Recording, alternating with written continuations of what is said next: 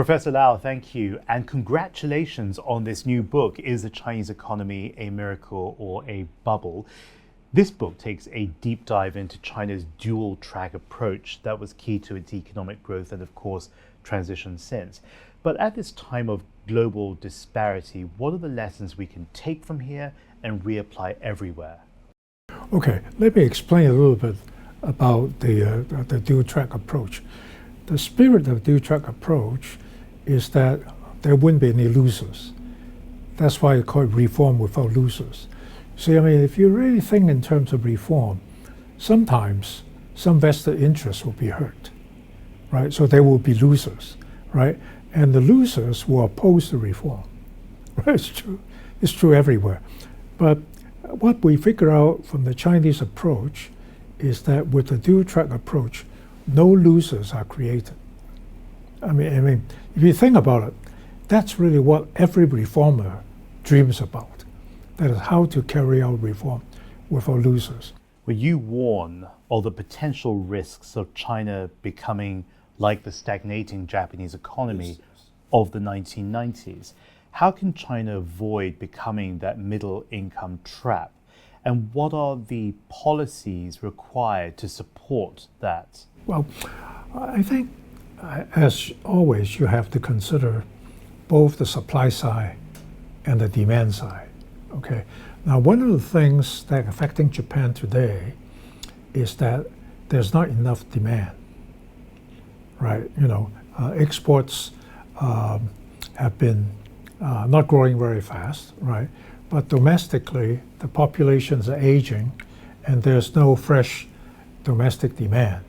And when you really don't have enough demand, the economy cannot grow, right? And so I think that's part of Japan's problem. Now for China, I think in the first place, it must actually try to increase aggregate demand. Okay, even in China today, there's not enough demand relative to supply. But the other thing that China is doing is what you've been hearing about, called a new quality productivity. That is innovation. You know, and I think China has really been in the forefront of applied innovation. Okay, and let me give you an example.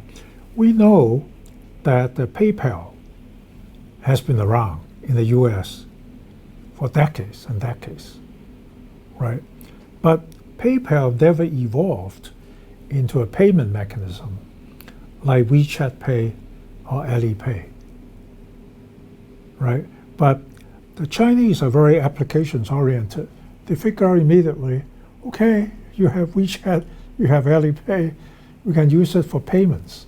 And that really replaced any use of checking in China.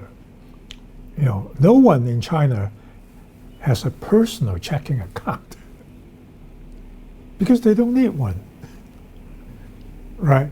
So I think that what China needs to do is one is to keep up the innovation, you know, mostly apply innovation. The other interesting innovation is high-speed rails.